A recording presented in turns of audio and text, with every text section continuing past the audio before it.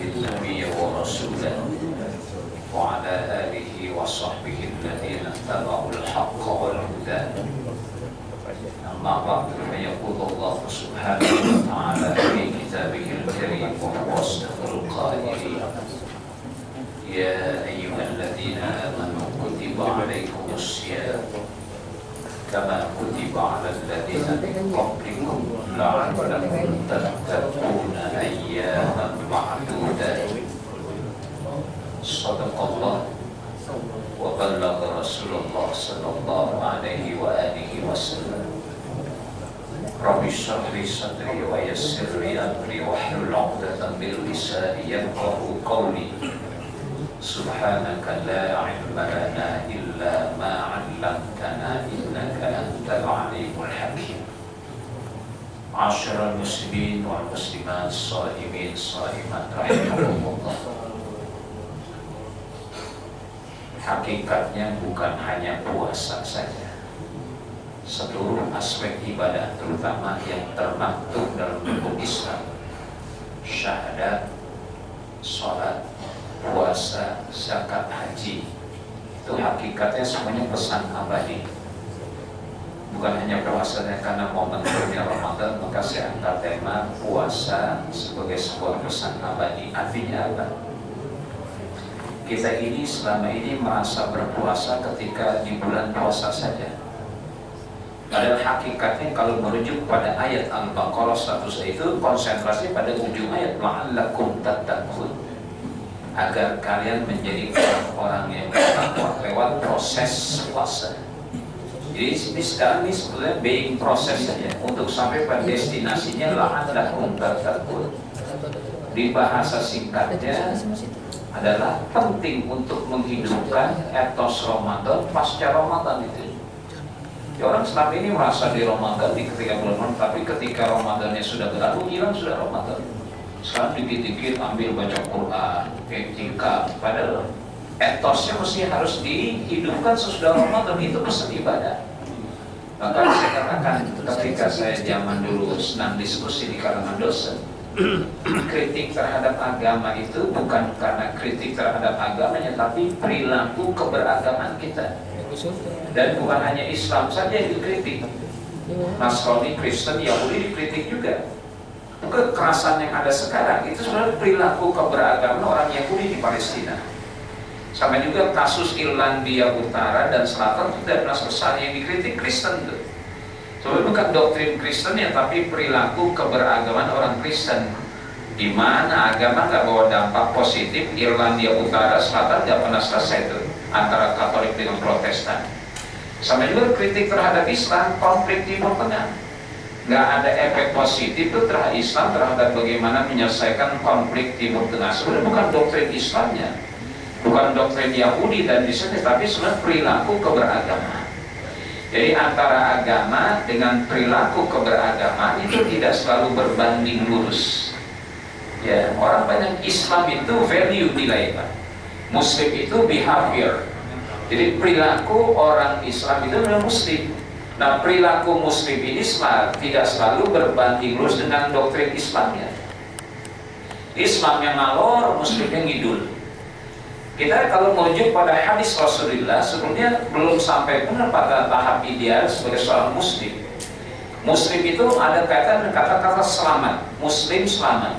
Persis Nabi katakan al-muslimu man saliman muslimuna min lisanihi wa yadihi. Seorang Muslim itu harus menjamin keselamatan saudaranya yang Muslim yang lain dari kejahatan mulut dan tangannya. Jadi nggak boleh fitnah, nggak boleh nyebar hoax segala macam, nggak boleh. Itu orang Muslim. Muslim yang ideal gitu, man saliman muslimun, orang-orang Muslim yang lain selamat min lisanihi, daripada kezaliman mulut dan tangannya. Baru Muslim, dia harus menjamin keselamatan. Nah, selama ini kita Muslim di masjid, seluruh masjid udah nggak ada Muslim. Sampai juga Ramadan ini betul yang harus dihidupkan etos Ramadan pasca itu pesannya la'allakum tattaqun. Saya selama ini melihat Ramadan dari dulu sampai sekarang, kelebihannya secara behavior kita Muslim ini cuma dua. Pertama, kelebihan Ramadan saya lihat maghribnya ditungguin. Betul nggak? Udah jangan ada dusta di antara kita. Maghribnya ditungguin nggak? Ya. Apakah kita bisa menghidupkan etos Ramadan di luar Ramadan? Maghrib kita tungguin. Nah, kadang-kadang udah azan masih cuci mobil. Sekarang nggak ada orang udah azan cuci mobil, pasti udah di depan meja makan kan, pakai baju koko, biji, kain segala macam itu. Ya, kalau di luar Ramadan masih di kantor. Sekarang jam kantor dikurangi kan? Sebenarnya nggak mesti harus dikurangi, Pak. Tetap kerja, tetap fight. Perang Badar itu bulan suci Ramadan, Pak. Kita kalau disuruh milih antara puasa sama perang, lebih baik puasa. Tapi saya pilih puasa juga, demo juga besok 18, 19, 20-an untuk menuntut kebenaran. Amin dah, Pak. Amin dah. Yang nggak amin gue curiga nih. Tuh maghribnya ditunggu-tunggu. Hanya di bulan suci Ramadan, di luar Ramadan nggak ditungguin lagi. Ada yang hobi mancing sih. Ada yang hobi mancing. Iya, bosan ditunjuk, Pak. Saya tahu yang hobi mancing, mulutnya kayak ikan mujair nih, kumisnya kayak kumis lele. Ya maghrib masih di empang, bayangkan. Maghrib, azan maghrib lagi cuci mobil, pakai kolor, kos kutang lagi, pakai air masjid lagi nyuci mobilnya. Ada gitu kan? Ada orang pohon jeruk di jangan-jangan ini. Iya. Ramadan, masya Allah. Pesannya pada Al-Baqarah 108 itu, la'allakum tattaqun, bagaimana menghidupkan estos Ramadan sesudah Ramadan. Kita sekarang selama sebulan jam 3 malam dilatih mau Allah bangun. Hidupkan jam 3 malam nanti pasca Ramadan. Jadi etos Ramadannya dihidupkan pasca Ramadan pada la'allakum tattaqun. Jadi kalau di bulan Ramadan jam 3 kita bangun untuk dalam konteks suhur. Sebelum bahasa Inggris suhur bukan sahur, Pak. Kalau sahur itu apa yang dimakan, mayukalu, apa yang dimakan bahasanya sahur. Tempe, tahu, pepes pedas, tumis kangkung, oncom, segala macam itu namanya sahur. Kalau bangun pagi, menjelang pagi, maka itu suhur. Jadi itu suka membangunkannya, bukan sahur, suhur, masih dikomentari. Ini orang goblok luar biasa. Dari dulu sahur khusus, benar suhur. Assalamualaikum warahmatullahi bapak-bapak, ibu-ibu, suhur, pasti besok lagi. Lu yang semalam suhur ya, goblok salah lu. Ya bukan syukur sahur, yang benar suhur. Itu kalau selama Ramadan kita dilatih oleh Allah bangun jam 3 pagi, nanti di luar Ramadan bangun juga tidak dalam konteks syukur. Tapi wa minal laili fatahajjat bihi nafilatan laka asa ayyab'asaka rabbuka maqaman mahmudan. Kalau sudah terlatih sebulan jam 3 malam bangun, nanti di luar Ramadan konteks tahajud, tidak lagi makan. Tahajud kan sudah dibiasakan. Nah, zuhurnya ditunggu, maghribnya ditunggu. Yang kedua kelebihannya selama bulan Ramadan nih biji salaknya empuk-empuk, Pak. Biji salak, bapak-bapak telan 12, it's okay, no problem. Tapi di luar Ramadan biji salak jangankan 12, satu saja bapak telan itu efek nanti instalasi gawat darurat itu. Ya kalau di Ramadan biji salaknya keras-keras, tapi di Ramadan biji salaknya empuk-empuk. Inilah kelemahan kita selama ini beragama. Kita tidak menunjukkan sikap keberagaman kita sesuai dengan doktrin agama. Maka saya katakan Islam itu value, nilai. Ya, Muslim itu behavior, bagaimana kebiasaan kita. Maka kritik terhadap Islam itu sebenarnya bukan kritik terhadap doktrin Islamnya, kritik terhadap perilaku kita sebagai Muslim. Satu contoh puasa. Yang kedua sholat. Sebenarnya tadi proses saja, Allah Akbar, Assalamualaikum, itu proses. Sebenarnya pesan sholatnya pasca sholat, yang innas sholata tanha anil fahsya'i wal munkar. Dalam apa? Membawa etika sholat sesudah sholat. Jadi kalau kita habis sholat terus harus jadi orang jujur, Pak. Jujur, benar, baik. Itu karena pesannya tanha anil fahsya'i wal munkar. Ketika dalam sholat tidak ada orang berbuat fahsya dan munkar, tapi sesudah kelas sholat ada penggelembungan suara, kecurangan, rekap yang bohong. Itu orang sholatnya namanya cakep bener tuh, ya pendiri NU namanya. Tapi perilakunya jauh dari perilaku seorang muslim yang baik. Jadi kalau sudah Islam sholat, nanti tanha ada kejujuran, ada kebenaran, ada kebenaran, itu orang sholat. Maka kalau kita perhatikan ayatnya, ternyata betul kritiknya bukan pada sholat. Fawailul lil musallin. Al-musallin itu orang yang sholat, bukan fawailul sholat. celakalah sholat. Tidak, Quran itu mengkritik pada perilaku orang yang sholat. Fawailul lil musallin alladzina hum an sholatihim sahun walladzina hum yura'una wa yamna'una. Itu semuanya perilaku orang sholat. Jadi sholatnya tidak dikritik oleh Al-Quran, ya. Yang dikritik orang yang mengerjakan sholat, yang fawailul lil, celakalah bagi orang-orang yang mengerjakan sholat. Alladzina hum an sholatihim, orang-orang yang terhadap sholatnya mereka lalai, mana tidak menegakkan etika sholat pasca sholat. Maka sebenarnya dalam sholat saja kita dibentuk karakter kita, dimulai dengan Allahu Akbar. Yang kalau diterjemahkan selama ini Allahu Akbar itu Allah Maha Besar. Hakikatnya ada makna di balik itu. Kalau sudah Allahu Akbar, wa kullu ma siwallahi asghar.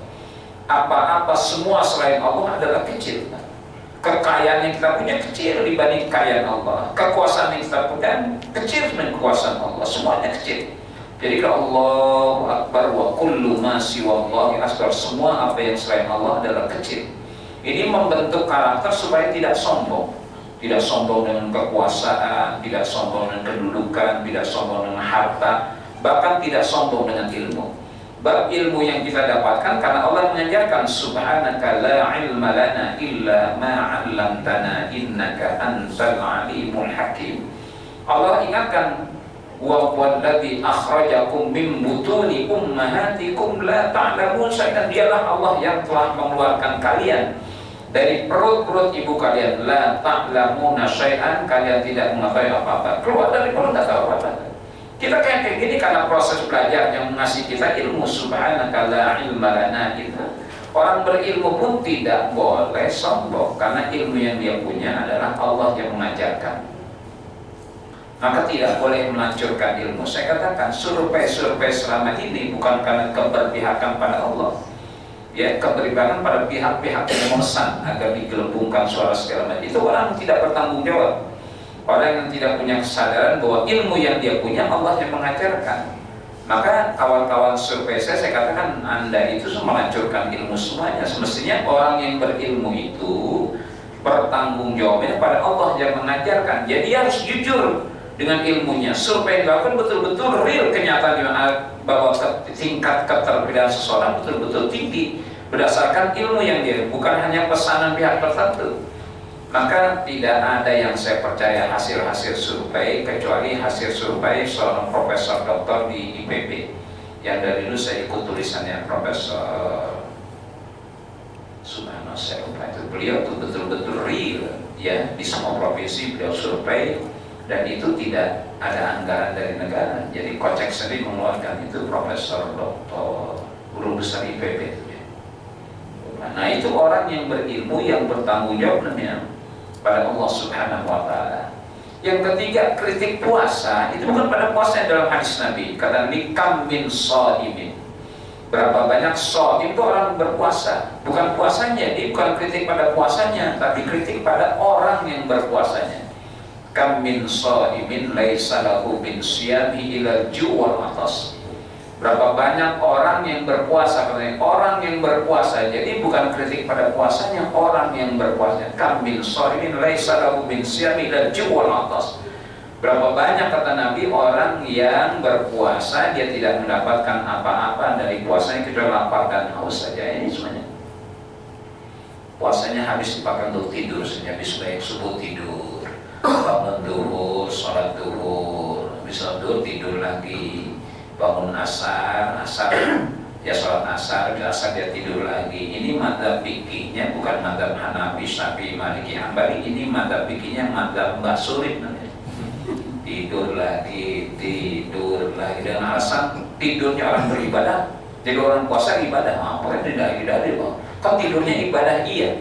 Ketika selesai capek baca Quran, kan mantap, belum ngantuk, pakai jadi itu ibadah tuh. Maka orang yang tidur dalam keadaan puasa dengan orang yang tidur tidak dalam beda. Yang tidur dalam keadaan puasa karena lelah dia beribadah itu pahala. Tapi jangan dijadikan dengan bapak-bapak yang tidur jangan dibangunin karena dia sedang beribadah itu. Yang tidur jangan dibangunin karena sedang beribadah. Ini jadi dalil betul loh. Nggak apa-apa kalau betul ketika selesai ibadah capek pakai tidur daripada melek net yang haram. Melek ngomongin yang enggak ibadah, pakai tidur disuruh ibadah. Sama juga kalau kita mau tidur sunnah wudhu Nabi.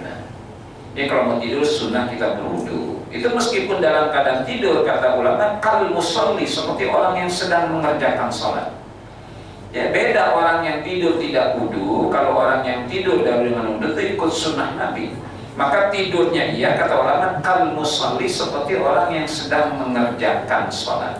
Beda yang tidur dengan tidak dengan wudu, dengan yang tidur dengan wudu. Makanya sama juga orang yang puasa tidur itu beribadah. Daripada melek melihat yang haram-haram ataupun ngomong yang enggak gibah, ya rusak puasa. Pakai tidur aja. Meskipun bangunnya maghrib, kalau sampai maghrib nggak bangun juga, nggak usah diajak puasa gitu. Ya, takbirnya 4 kali. Allahu Akbar, Allahu Akbar, Allahu Akbar, Allahu Akbar, Allahu Akbar, warhamhu wa'afihi. Tidur mulu, tiduran selamanya, betul. Ada yang gitu. Nah, ada lihat aja sekarang kalau di masjid itu lihat.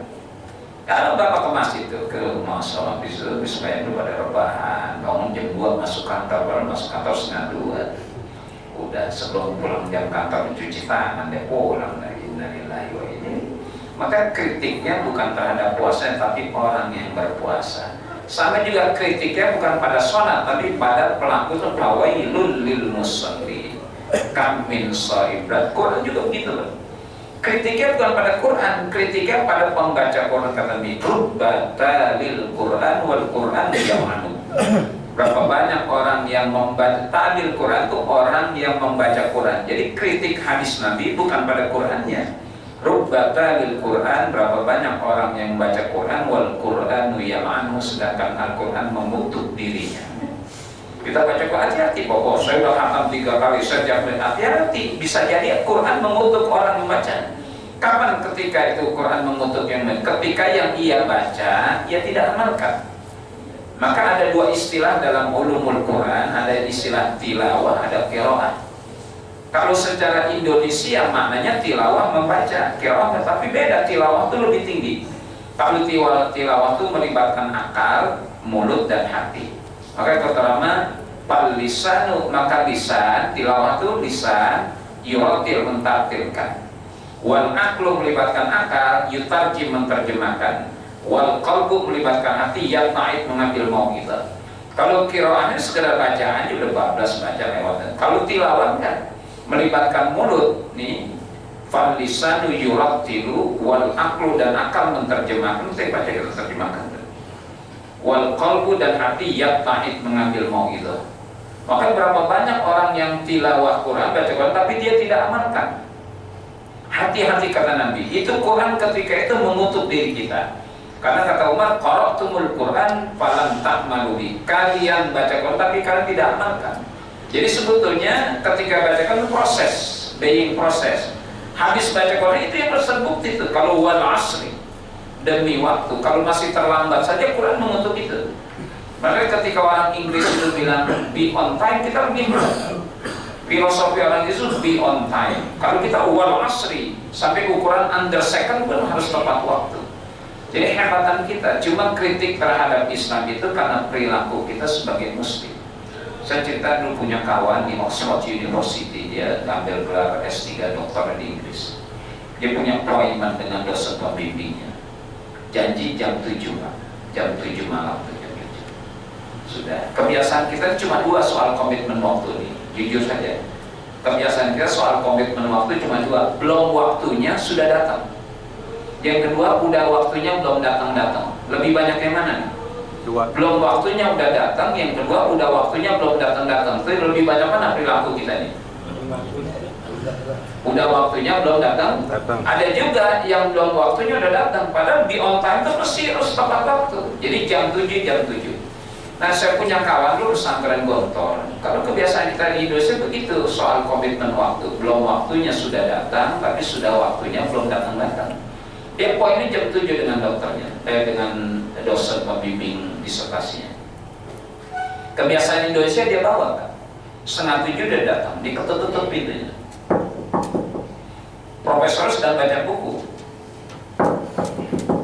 tetap baca buku aja, tetap. Sampai 3 kali.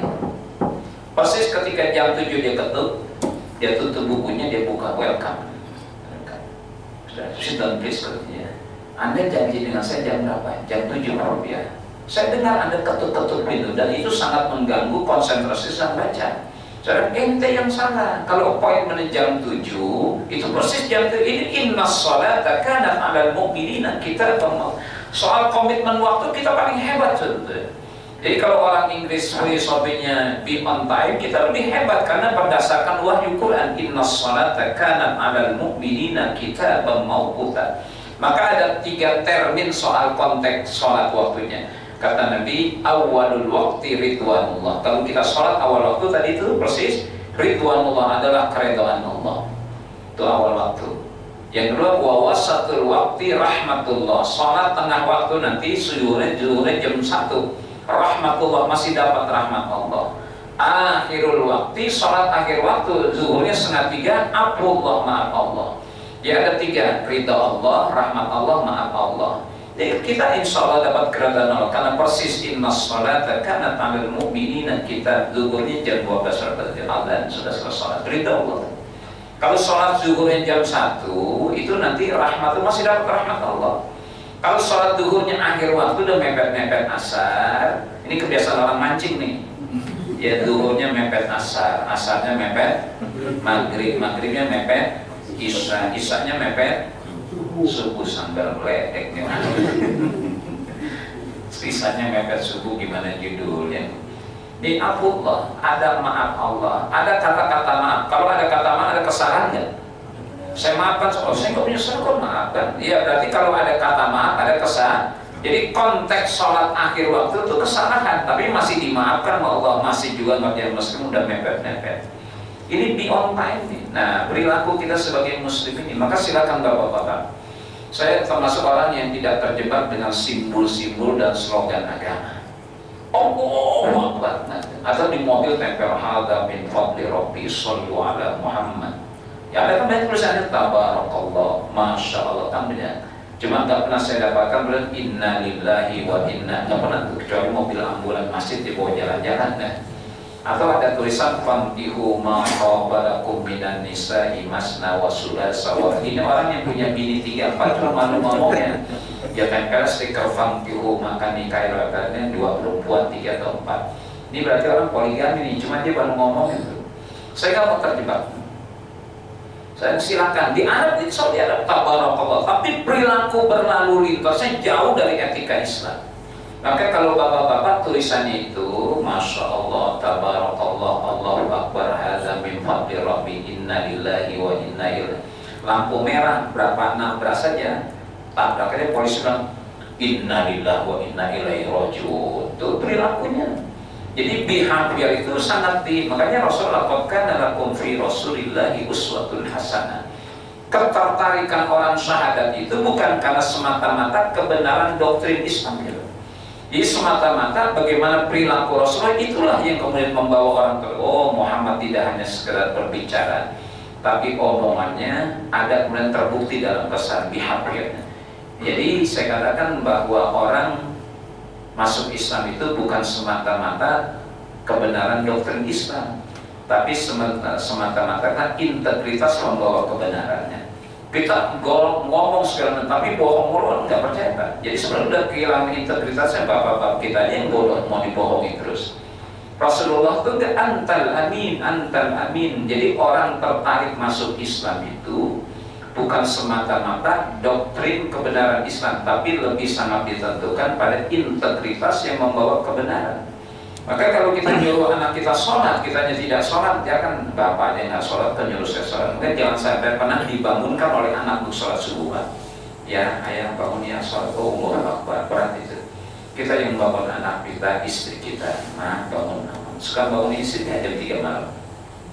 Suka bangun istri jam 3 malam. Mau ngapain? Ya, bangun tahajud. Jangan sampai kita dibangun istri-istri. Kata Nabi, fa'in abad, kalau dia menolak, rusa alaiha, cipratkan. Kalau juga nolak, dicipratkan air. Jangan lupa, ini sunat Nabi. Jadi kalau istri kita nyipratkan air di muka kita karena kita dibangunin baik-baiknya bangun, rusa alaiha, cipratkan atasnya. Nggak bangun juga segayung guyur. nggak bangun juga seember, nggak bangun juga sebakuan, nggak bangun dia bopong aja dia blepokin di kolom blok umumin di masjid. Assalamualaikum warahmatullahi wabarakatuh, inna lillahi wa inna ilaihi raji'un, bininya mati. Ya selesai. Ini perilaku yang seringkali membuat rusak kesucian Islam. Selama ini Islam yang sangat mulia itu kita rusak dengan perilaku kita sebagai muslim. Maka pesan ibadah itu Ramadan, nanti hidupkan etos Ramadan pasca Ramadan. Kalau di Ramadan yang maghribnya kita tunggu-tunggu, nanti di luar Ramadan sama etosnya. Kalau di Ramadan jam 3 malam kita bangun dalam konteks subuh, nanti habis Ramadan bangun juga dalam konteks tahajud. Kan begitu selama ini. Orang, makanya kalau kajian di kantor selama ini hadir Pak. Saya di Niaga Rahmat tuh kalau kajian kantor bisa hadir hampir 1.000 orang. 1.000 orang Ramadan ya. Pasca Ramadan mohon maaf, jangankan 1.050 orang yang hadir udah luar biasa Pak. Logikanya kalau di Ramadan itu 1.000 orang, nanti pasca Ramadan karena alam puntaka mestinya 2.000 orang loh. Ya, kecenderungan apa orang mendengarkan kajian zuhur Ramadan itu saya riti sampai sekarang kecenderungan karena tidak ada makan siang. Daripada bengong-bengong di kantor mendingan kita, jadi mendingan daripada bengong di kantor yang asem lah dengan ceramahnya ke masjid dia nyender di tembok timur. Kecenderungannya karena tidak ada makan siang, logikanya karena la'allakum tattaqun, nanti pasca Ramadan mestinya 2.000 dong. Tapi apa yang terjadi? Pasca Ramadan 50 orang yang ikut kajian dulu, luar biasa Pak. Lebih banyak mana yang 1.400 parkir Pak di Salero Bundo, duduk baselo, soto Lamongan, rawon setan, pecel lele, soto Betawi, kan itu ya.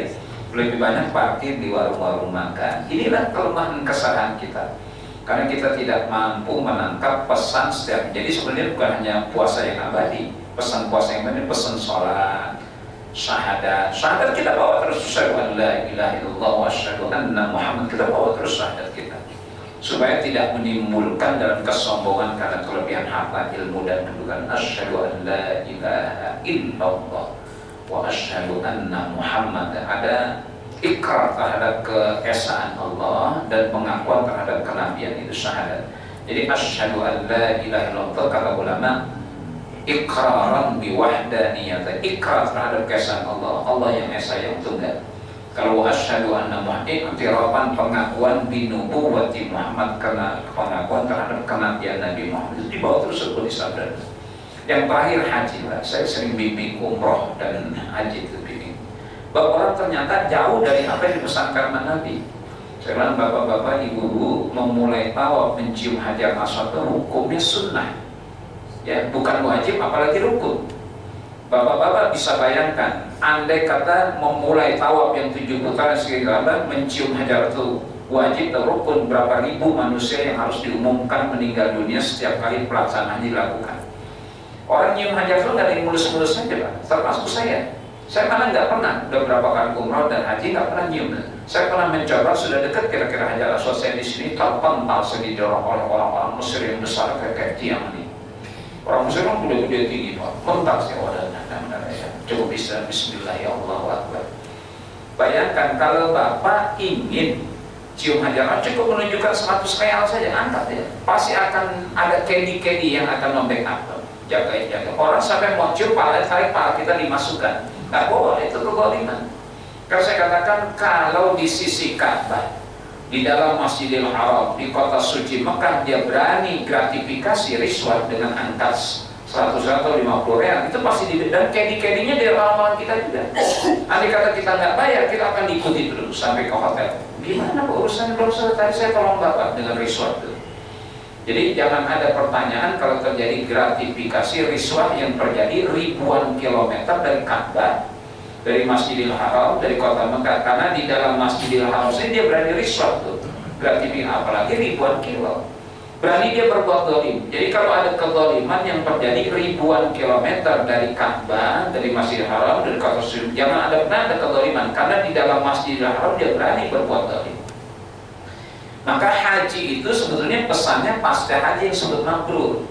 Jadi tidak ada kemakmuran ketika tawaf, tidak ada kemakmuran ketika sa'i, tidak ada kemakmuran ketika wukuf, tidak ada kemakmuran ketika melontar jumrah. Mabrur itu pasca hajinya setelah kembali.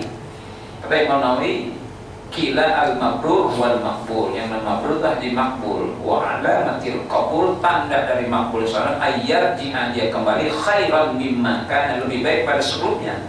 Wala yu'awidul ma'asiyah, dan dia tidak mengenai perbuatan, itulah haji mabrur, lebih baik dari sebelum hajinya, dan dia tidak lagi mengulangi perbuatan maksiat. Banyak orang haji nggak sadar, itu nggak mabrur. Ya, kalau di Mekah jam 3 malam sudah ke Masjidil Haram.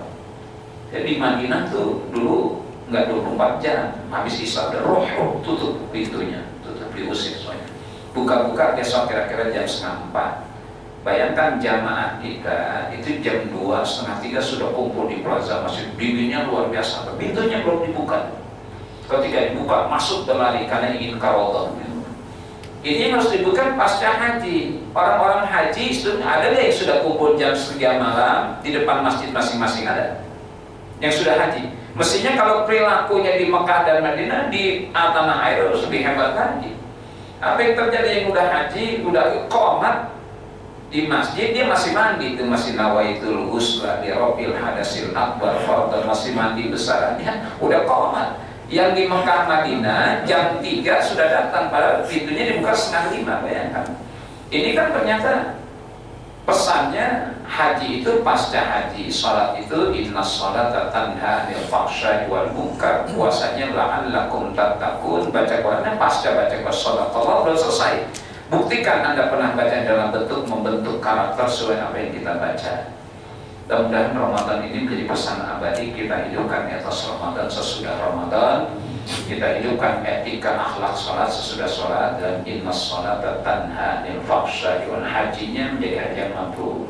Zakatnya begitu juga, bukan hanya menaikkan zakat, tapi mensyukuri dan terus untuk memberi. Karena firman-Nya wa anfiqu mimma razaqnakum.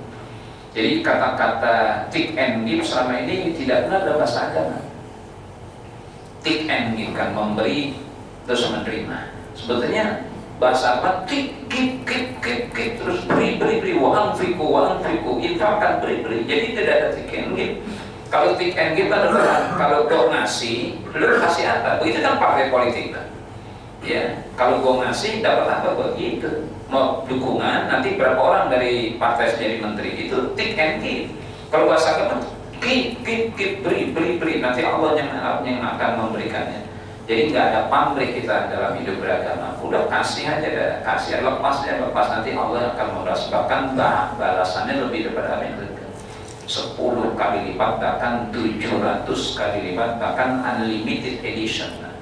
Masalul ladina yunfikuna amwalahum fi sabilillah kamasali habbatin ambatat sab'a sanabil fi kulli sumbulatin mi'atu habbah wallahu yudha'ifu liman yasha wallahu wasi'un 'alim. Siapa orang yang mengimpakkan hartanya di jalan Allah seperti peluang satu biji, yang satu biji ini menumbuhkan 7 tangkai. Tiap-tiap tangkai tumbuh 100 biji, jadi 700. Dan itu tidak sebatas itu, wallahu yudha'ifu liman, dan Allah akan melipat gandakan bagi siapa yang Allah kehendaki. Unlimited edition. Jadi tidak pamrih, Allah yang akan memberikan. Inilah kelemahan kita selama ini hidup beragama, tidak selaras dengan doktrin agama itu sendiri. Mudah-mudahan saya sendiri bisa mengamalkan. Makanya saya nggak mau terlambat tadi. Bapak-bapak belum ada, cuma ada 1 ekor tadi. Saya duduk sini temenin nyamuk yang banyak dari sini. Jadi datang duluan supaya ceramah saya tidak bertentangan dengan apa yang saya lakukan.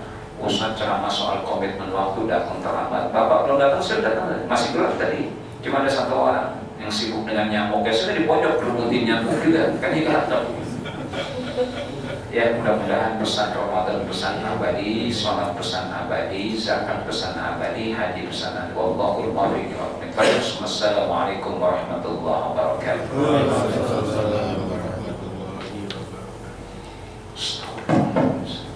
Para jemaah ada yang mau bertanya, kasih waktu 5 menit atau 10 menit.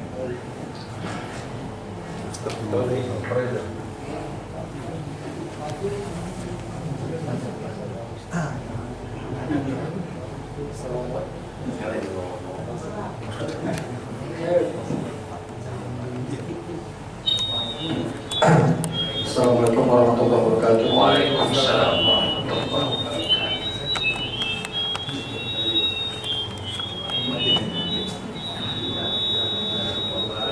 Ini kalau begini yang megang nggak puasa deh.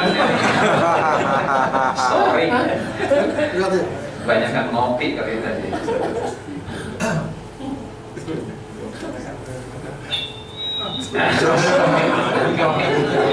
Sahurnya jam 5 nih jangan. Di bawah salon, di bawah salon ya. Ada di bawah salon itu.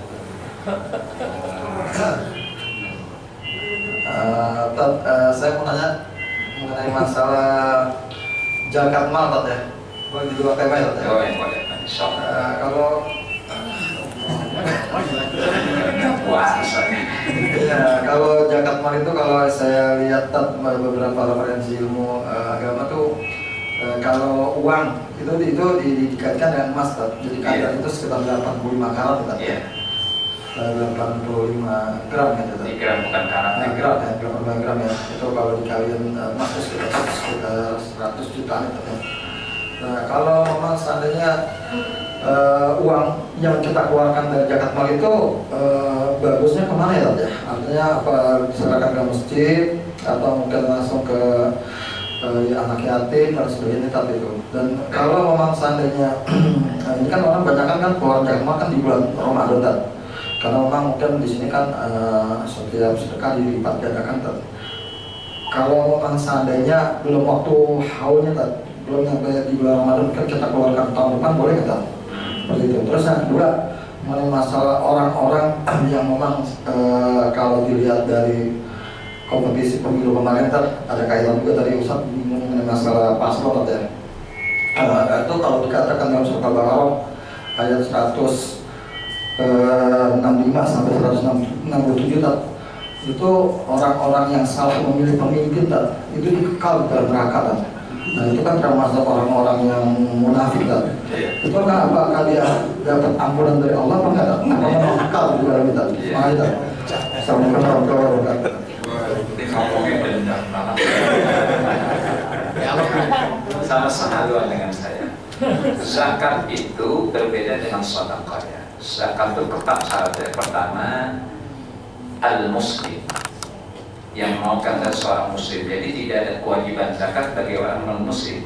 Kalau dia ngasih terima aja, tapi nyebut itu zakatnya. Sebab syarat muzaki itu pertama dia muslim Islam. Yang kedua al-milkut tam, harta itu dimiliki penuh sempurna. Jadi kalau dalam harta kita ada harta istri harus dipisah. Ini harta istri asal kita.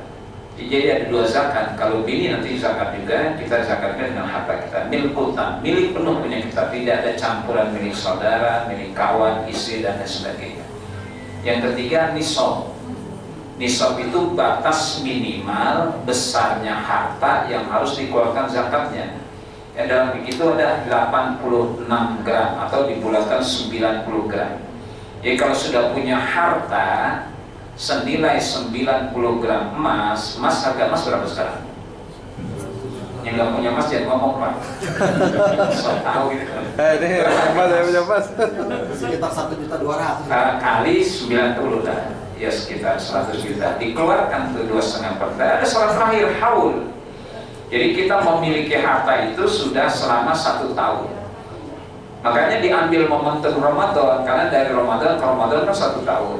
Itu pertama. Kenapa Ramadan momentum berlipat ganda pahala? Makanya umumnya orang melakukan zakat, infak, sedekah di bulan karena berlipat pahala, berbeda dengan luar Ramadan. Ini haul kan. Jadi kalau belum 1 tahun kita mengelola itu harta atau memegang itu harta, belum wajib keluar zakatnya. Dalam mazhab Syafi'i, kalau ikut ke dalam mazhab Hanafi, belum sampai 1 tahun boleh. Jadi baru bulan ke-8 baru boleh. Kalau mazhab saya sampai 12 tahun itu keringanan sampai 12 bulan 1 tahun. Dalam mazhab Syafi'i 1 tahun haul. Dalam mazhab Hanafi sebelum haul pada bulan ke-10, 11 atau 11 bulan 29 hari, itu meskipun kurang 1 hari, itu boleh dikeluarkan pada awal bulan dalam mazhab Hanafi. Gitu. Nah, kepada siapa? At-Taubah ayat 60. Innamas shadaqatu lil fuqara'i wal masakin wal 'amilina 'alaiha wal mu'allafati qulubuhum wa fir riqab wal gharimina wa fi sabilillah faridatan minallah. Ada 8 asnaf ya pada fuqara innamas shadaqatu lil fuqara wal masakin, orang-orang miskin, wal mu'allafatu qulubuhum, dan orang-orang yang hatinya masih harus dilembutkan, orang bermu'allaf. Terus wal gharib, orang yang punya hutang, gharib ya, gharib. Terus fisabilillah ya, wa sabil, anak jalanan, bukan ahli topan ya, anak jalanan itu orang-orang yang kehabisan ongkos, anak jalanan, kasih ya. Itu 8 asnaf. Urut itu fuqara dulu, masakin, amil, pengelola zakat, dapat tuh. Amil, mu'allaf, gharib, riqab, budak, fisabilillah wa bisabil, itu semua itu prioritas ya. Satu dulu fuqara, urut tertib.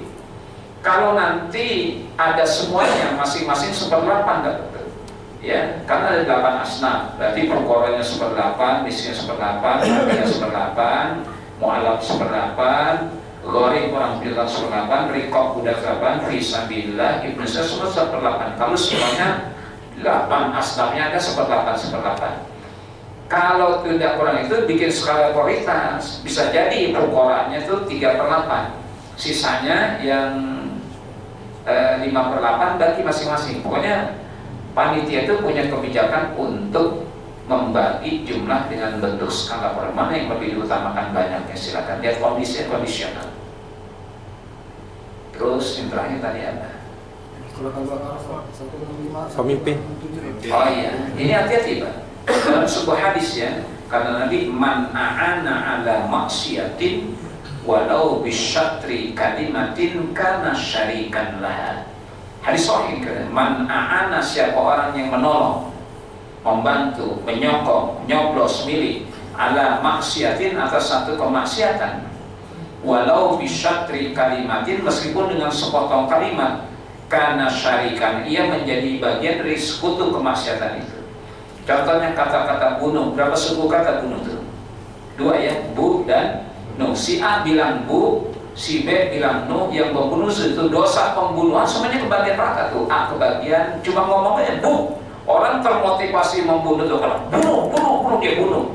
Maka karena dia termotivasi membunuh omongan bu dan nuh, sepotong kalimat tuh, dia menjadi bagian dari kemaksiatan. Jadi kalau Bapak pernah nyoblos si Fulan, Fir'aun tuh nyoblos si Fir'aun, selama ini kebohongan, kecurangan, kezaliman, Bapak menjadi bagian dosanya. Kan hati-hati. Kemarin itu saya katakan bukan hanya peristiwa politik ANSI saja, itu bahasa agama. Sebab kita ini dunia kita, akhirat kita. Ad-dunya mazra'ah. Jadi tidak ada dikotomi dalam agama di dunia, enggak. Bahkan kata Nabi, ada amalan yang sifatnya duniawi punya nilai akhirat. Ada amalan yang akhirat tapi cuma ini sholat kan akhirat, tapi karena dia ria cuma dalam duniawi. Ada amalan yang sifatnya duniawi tapi punya nilai akhirat. Maka tidak ada dikotomi dalam agama itu dunia akhirat, yang profan dan yang sakral sana. Dunia kita, akhirat kita. Maka katanya dunia mazra'atul akhirat. Dunia itu ladangnya akhirat. Jadi siapa yang pernah memilih tukang bohong, curang, tukang ngutang, nanti di akhirat bagian dosa, karena dia punya bagian menyoblos. Yang kan menyoblos, ya nyumbang ke atasnya, bu, no, bakar. Kalau bahasa tul, yang bilang ini tul. Maka dosa pembunuhan itu semuanya kebagian kebagian sama rata tuh. Meskipun dia tidak menusukkan pisaunya, cuma dia cuma nyumbang ke atasnya, bu, no. Orang termotivasi berbuat kan dikompolin kan. Bunuh, bakar, gantung. Nah, itu kemaksiatan. Karena kemarin saya ingatkan umat, hati-hati, ini bukan hanya peristiwa politik ANSI, ini bahasa agama, perjuangan membela kebenaran. Karena bukan hanya orang benar, tapi kebenarannya. Saya punya pesan kiai saya di Jawa Timur. Nah, kamu jangan pilih orang benar, pilihlah kebenaran. Kalau orang benar itu bisa berubah menjadi orang bodoh, rajin banget ya sholat, sekarang hancur-hancur tuh berubah dari orang benar jadi tidak. Tapi kalau kebenaran itu tidak pernah berubah sampai hari kiamat, yang namanya zina nggak pernah berubah jadi haram. Jadi haram nggak bisa. Kalau kebenaran itu tidak pernah berubah, tapi orang benar itu bisa berubah dari orang benar menjadi tidak. Kan terbukti dalam masyarakat. Dulu tukang mabok, itu judi, sekarang masalah muazin ya. Allahu Akbar. Orang berubah tuh orang tidak benar berubah jadi orang benar itu bisa berubah jadi orang, tapi kebenaran tidak pernah berubah. Saya pesan pada umat, tanggal 14 itu bukan ansih sama-sama semata-mata peristiwa politik, tapi peristiwa agama. Karena akan menentukan kita di hadapan Allah nanti. Meskipun cuma nyumbang nyoblos doang, dia terpilih. Segala kezaliman, kecurangan, kebohongan selama ini, orang yang telah memilihnya menjadi bagian nikmat itu hadis Nabi. Man a'ana ala maksiatin walau bisyadri kalimatin kana syarikan. Siapa orang yang menolong atas satu kemaksiatan, nolongnya walau bisyadri kalimatin, meskipun dengan sepotong kalimat, cuma bu dan dia bu inuk, jadi sekutu kemaksiatan pembunuhan itu. Apalagi nyoblos, apalagi dapat sogok karena 200.000 berat. Nauzubillah min dzalik. Saya fight dia meskipun pernah fitnah. Maka saya protes ketika ada spanduk di jalur tendean raya Mampang Perapatan, ada spanduk saya, foto saya berdampingan paslon nomor 3. Saya cepat klarifikasi dan copot tuh spanduk. Itu tidak, calegnya tidak izin pada saya dan itu fitnah. Saya jangankan kedengaran Pak Anies ya, tim suksesnya yang sosokan ada di situ, Allah makhluknya luar biasa. Akhirat saya malu takutnya. Baca klarifikasi digunting dan dicopot, dan calegnya itu yang DPR dan DPRD tidak izin ke saya mencantumkan foto saya berdampingan paslon nomor 3, apalagi nomor 2, inna lillahi wa inna ilaihi raji'un ya. Dia nggak mau protes. Nah itu saya jangan jadi bagian. Kan kalau ya saya tidak merasa public figure, tapi saya punya jamaah. Ketika deklarasi forum ulama dan habaib, saya baca doa tuh. Saya punya kawan di GBK, dia doa juga tuh. Saya bilang inna lillahi, saya dengarnya 10 miliar. 10 miliar untuk naik di panggung dan doa. Jangankan doa, naik di panggung saya ada tuh, nggak gratis, nggak gratis. Saya kalau mau dapat itu dapat, cuma saya nggak mau. Saya sudah doa deklarasinya di hotel PGC itu cerita, saya doa tuh. Saya doa, ya Allah, mudah-mudahan Allah ada berkah pada kebenaran dan orang benar. Saya doa. Saya punya soal, saya nggak sebut nama ya. Doa di GBK naik panggung. Berita terakhir saya dengar beliau dapat 10 miliar. Cuma doa dan doa.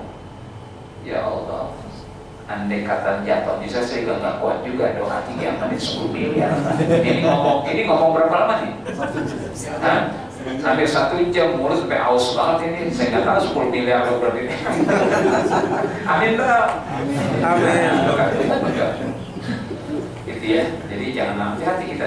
Maka bukan hanya peristiwa politik biasa. Orang Islam itu tidak pernah mendirikan dikotomi antara dunia dan akhirat, karena dunia kita akan menjadikan bagaimana kita di akhirat.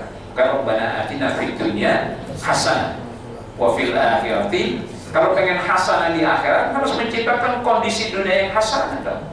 Jadi kalau kita memilih dunia yang haram, ya sudah nanti dipikul aja apa yang resiko dari keharaman yang sudah kita pilih. Makanya kita hati-hati. Rabbana atina fid dunya hasanah wa fil akhirati hasanah wa qina. Silakan Anda makan sebelum dibangunin pesantrennya, beli mobil barunya Alphard segala macam, silakan.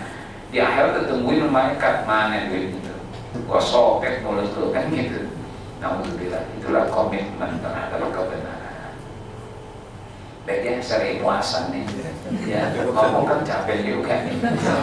Gimana aja kagak puasa. Baik, mudah-mudahan amal ibadah kita diterima oleh Allah Subhanahu wa Ta'ala. Mudah-mudahan Allah meridhai pemimpin yang akan memimpin bangsa kita ini menuju baldatun thayyibatun wa rabbul orang beriman, orang benar yang membawa kebenaran, yang tinggalnya di Lebak Bulus 3, asalnya Kuningan, pernah jadi Menteri Pendidikan, marganya Baswedan, namanya sebut aja, kan sih nggak ada resiko kan adanya. Ya pensiunan nggak ada resiko, namanya Pak Anies Baswedan. Amin ya rabbal alamin. Al-Fatihah. Alhamdulillah. Bismillahirrahmanirrahim. Bismillahirrahmanirrahim. Alhamdulillahirrahmanirrahim. Maliki yaumiddin. Iyyaka na'budu wa iyyaka nasta'in. Ihdinas siratal mustaqim. Siratal ladzina an'amta 'alaihim ghairil maghdubi 'alaihim waladdallin. Amin. Rabbana taqabbal minna innaka antas samiul 'alim wa tub 'alaina innaka antat tawwabur rahim. Sallallahu alaihi wa sallam Sayyidina Muhammad wa ala alihi wa sahbihi ajma'in. Subhana rabbika rabbil izzati amma yasifun wa salamun alal mursalin walhamdulillahi rabbil alamin. Qaballallahu wa minkum. Assalamualaikum warahmatullahi wabarakatuh. Waalaikumsalam warahmatullahi wabarakatuh.